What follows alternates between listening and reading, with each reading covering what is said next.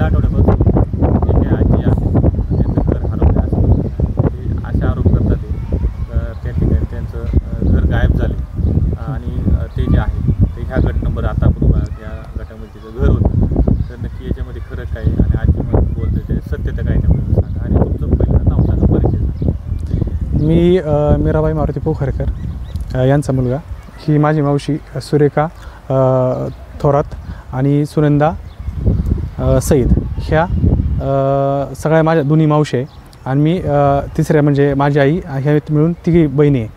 तर आम्ही हा जो गट नंबर आहे म्हणजे 20 गुंठ्याचं जे तुम्ही म्हणताय का आजीचं घर जे गेले गायब झाले त्यात आजीचं घर हे नव्हतंच कारण यांच्या वडिलांनी म्हणजे मल्हारी रामजी बागल यांनी ही यांच्या वारस नोंदवून त्यांच्यावर नोंद आली ही आली खरेदी खत आली. तर खरेदी खतामध्ये 20 गुंठ्याची खरेदी आणि 20 गुंठ्याचा उतारा हा याच्यात आहे.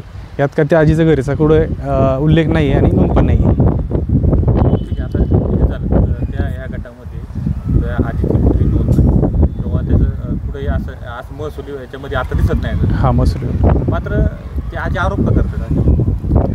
आता आरोप का करतात हे तिला पाठीमागून कोणाचं साथ असेल किंवा कोणी तिला मदत करत असेल का तू त्यांच्याकडं मागणी कर माझं घर आहे त्या जागेमध्ये असं सांगून कोणीतरी तिला हे केलं आहे थोडक्यात भडकवण्याचा प्रयत्न केला आहे. हां आणि त्यात प्रत्यक्षात पाहता तर तिचं घराची नोंदसुद्धा नाही आणि आमच्याकडं 20 गुंठ्याचा हे खरेदी खाते त्या खरेदी खात्यामध्ये असं उल्लेख आहे का 20 गुंठ्याची पूर्ण खरेदी खत झाडे झुडपं विरहित सगळं याची नोंद आहे याच्यात आणि ती आम्ही 20 गुंठ्याची खरेदी घेतलेली आहे. याच्यात आमच्या पूर्ण पुरावा आहे असा 20 गुंठ्याचा की ही खरेदी खत कोणी दिलेली आहे. ही खरेदी खत दिलेली आहे कोणी मारुती बागोजी बागल यांनी 20 गुंठ्याची खरेदी दिली आहे आणि ही खरेदी घेतलेली आहे पांडू रामजी बागल हे चुलते त्या चुलत्यांनी ती खरेदी घेतली होती आणि ती 20 गुंठ्याची खरेदी 20 गुंठ्याचाच कागद आहे. मग ह्या आजीचं नोंद कुठंच नाही आहे आणि तरी ती म्हणते माझं घर 1 गुंठ्यामध्ये आहे. तर मग आम्ही काय करायचं याच्यात? याचा अर्थ तुमचा असं म्हणणं आहे का आजीचा तुमचा काहीच संबंध नाही? काही संबंध नाही. म्हणजे बिल्डरवरती जे आरोप करतात त्याच्या आजी त्याबद्दल काय? आता बिल्डरवरती काय झालं आहे की 2011 साली त्यावेळेस त्यांना ॲग्रीमेंट करून दिलं का डेव्हलप करा पण काही तांत्रिक गोष्टीमुळे ते डेव्हलप झालं नाही. ते त्यांना आम्ही सारखे वारंवार जाऊन त्यांना सांगितलं डेव्हलप करा. ते डेव्हलप चालू केलं पण आता हे त्या बिल्डरला विनाकारण त्रास द्यायचं काम चालू केलेलं आहे का बांधकाम थांबवा मला याच्यात काहीतरी हिस्सेदारी द्या. पण जर उतारात जर तुमचं नावच नाही आहे उतार ह्या तिघींचंच नाव आहे एक माझी आई आणि ह्या दोघीजणी ह्या तिघींचंच नाव आहे तर मग तिला द्यायचं काय? म्हणजे ही जी अडवणूक चालली ही जाणून बुजून काहीतरी हेतुपुरस्कर चालली असं म्हणायचं. हां हे मावशी मला एक सांगा आता ही जी जागा जी आहे जी आता तुम्ही बिल्डरला दिली ती तुम्हाला कशी आली आणि त्याच्यानंतर आल्यानंतर आता ही काही जे आजी म्हणतात ते काही या ठिकाणी माझं घर होतं अमुक होतं काय खरं आहे ते सांगा. ही जमीन घेतली 24/4/1958 साली खरेदी झालेली आणि ही खरेदी केली माझ्या आजोबांनी केलेली खरेदी ती पांडू रामा बागल यांच्या नावावर केली आणि वारस हक्क म्हणून ती माझ्या वडिलांच्या नावावर आली ती भाऊ म्हणून. ठीक आहे. आता ही जी जागा तुमच्या वडिलांच्या नावावर हां त्याच्यानंतर ते जे आता आजी म्हणतात ते जागेचं काय सांगा तेव्हा काय खरं आहे त्याच्यामध्ये? त्यात काय खरं नाही. आम्ही 20 गुंठ्याची खरेदी केली 20 गुंठे आम्ही घेतले त्यांचा विषय संपला. त्यांचं काय 20 गुंठ्याचं जिथे 20 गुंठ्याचा कागद झाला आहे तिथं 20 गुंठे आमच्या नाव झाली त्यांचा अधिकार संपला. त्यांचा तिथं काही अधिकार राहिलेला नाही. आम्ही 20 गुंठ्याचे पैसे मोजले आणि 20 गुंठे मग ते नाव झालेले आहे. नाव सांगा.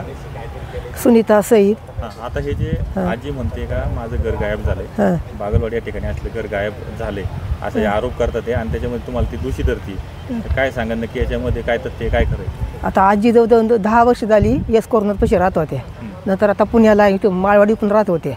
कसं काय त्यांच्या घरी त्यांचं घरच नाही घरच नाही त्यांचं त्याची जागा त्यांनी घर कशाला सोडलं असतं ना.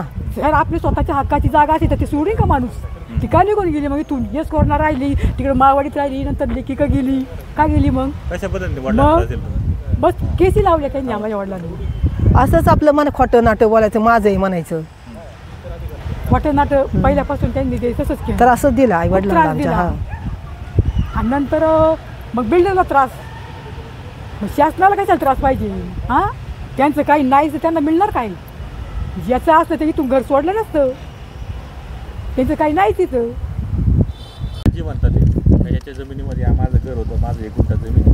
ते काय खरं आहे खोटं आहे काय सांगा? काहीच नाही त्यांचं. जमीन आम्ही विकत घेतलेली आहे. त्यांचे सासरे मारुती भागूजी बागल यांनी ती जमीन विकली आम्हाला. आणि ते खरेदी आमच्या पेपर आहे ते घोडेगावच्या कोर्टामध्ये झालेले आहे ते. आणि ते 20 गुंठ आमच्या नाव झाले. त्यांचं काय राहिलं तिथं? त्यांचा अधिकार संपला. मग आता क्लेम करतात आधी त्यांचा काय विषय? त्यांचं तिथं काहीच नाही आहे, त्यांच्या नावावर काहीच नाही. तिथं 20 गुंठ आमच्या नावावर झाली, त्यांचा तिथला अधिकार संपला. तिथं त्यांचं काही नाही.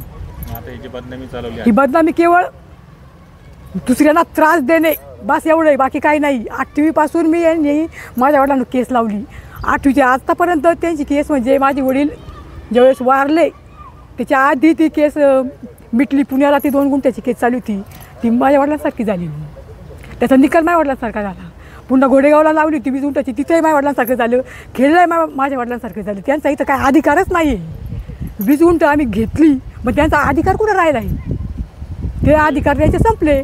म्हणजे हा जो त्रास होता तुमच्या वडिलांना दिला, खूप त्रास दिला. अख्ख्या गावाला माहिती, मंचर शहरामध्ये कोणालाही विचारा. माझ्या वडिलांना इतका त्रास दिला यांनी की पर सांगण्यासारखं नाही.